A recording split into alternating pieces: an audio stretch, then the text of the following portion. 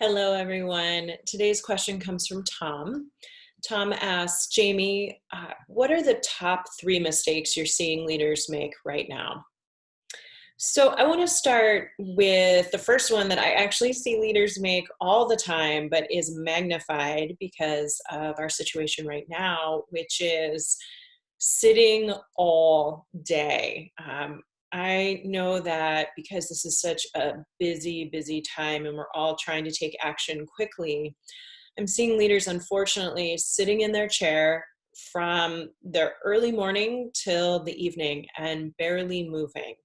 Now, I saw this before coronavirus hit us in the sense that we were back to back to back to back meetings without any breaks.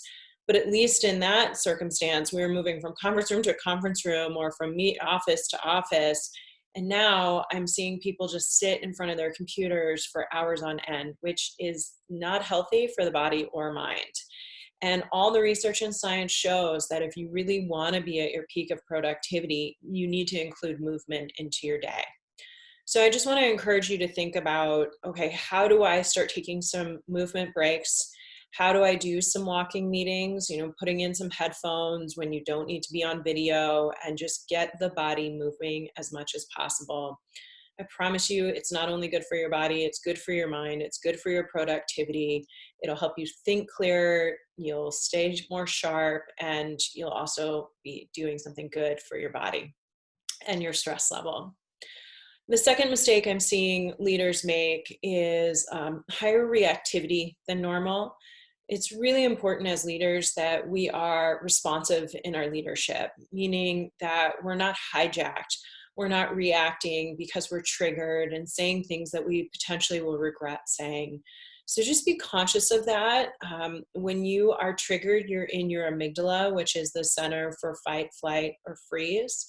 And when we move into the amygdala in the brain, we can often say things that we don't want to be saying. And we're not giving ourselves the space and the time to actually breathe and be responsive, moving into that prefrontal cortex of the brain where our deep level thinking happens.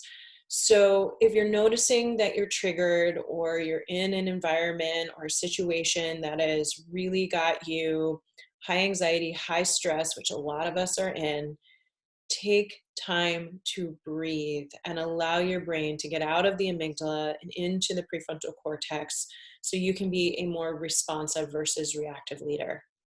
And then finally, the third mistake I'm seeing is a little bit of over gripping in leadership. And let me explain what I mean by that.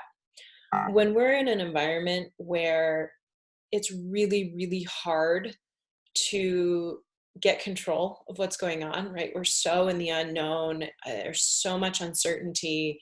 It's really hard to feel like we don't have control. And so one of the mistakes I'm seeing is that some leaders are trying to control areas that they normally aren't micromanaging.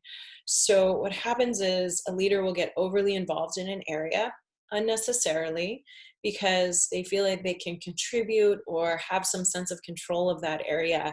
And what it does, unfortunately, is it can really alienate the leader that's in control of that area. And just be sensitive and conscious of that.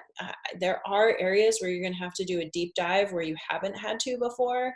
But I would just encourage you to ask yourself, am I diving into this area because it really does need my help and need me to get deeper into it? Or am I gripping into this area because I don't feel control and I need that sense of control? So just be conscious of that as leaders. Make sure that, we all want to help, we all want to contribute, but we also don't want to break down trust in our teams and with our direct reports. So check in, make sure that the contribution you're making is truly helping, and make sure that they're not feeling micromanaged through the process. Thanks so much.